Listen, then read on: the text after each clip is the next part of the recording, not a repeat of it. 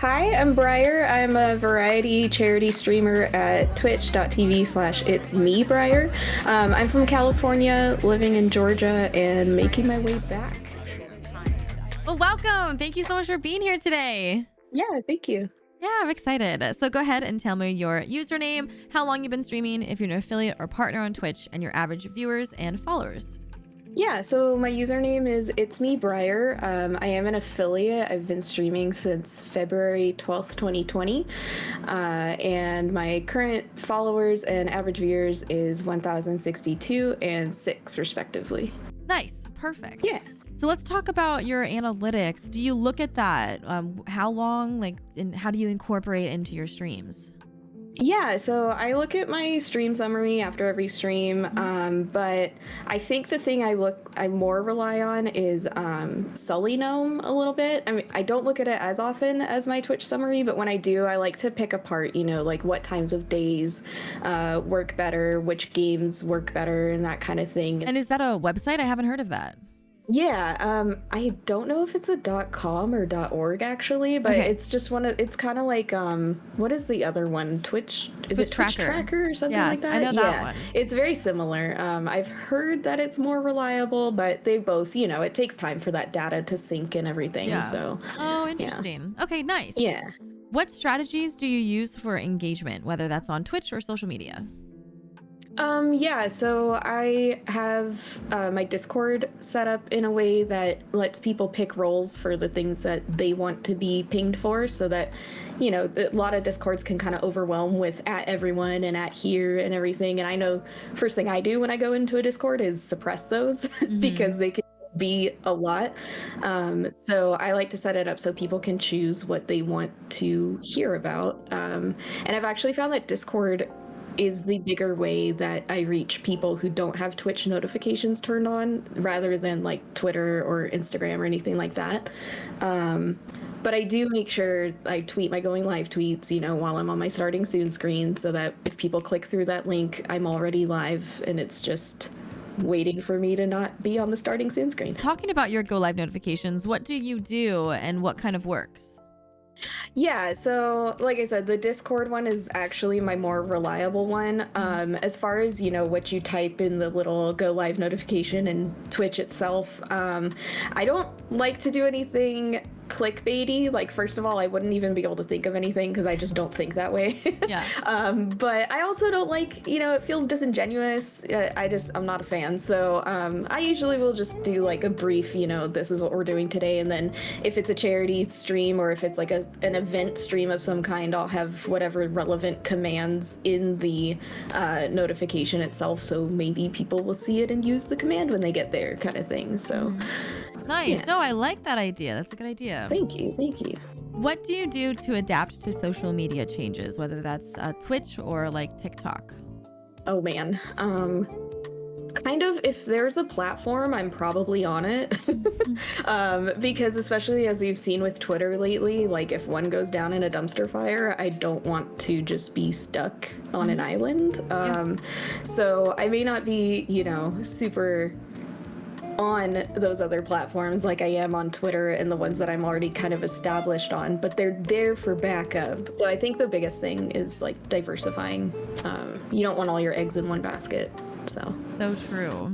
Yeah. So what tags work best for you, whether that's hashtags in social media or literal Twitch tags?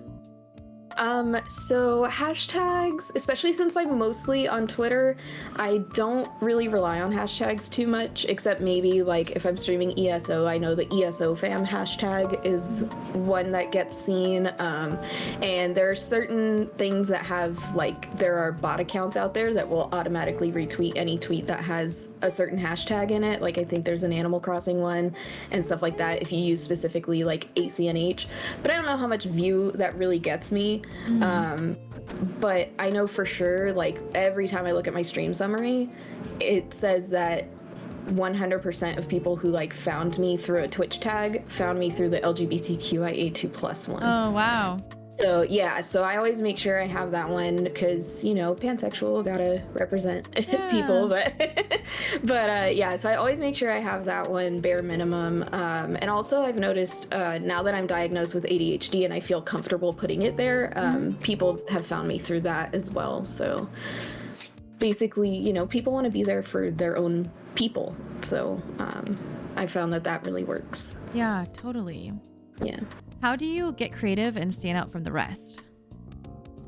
So probably the biggest thing is my Elder Scrolls Online characters. They have like novels for backstories.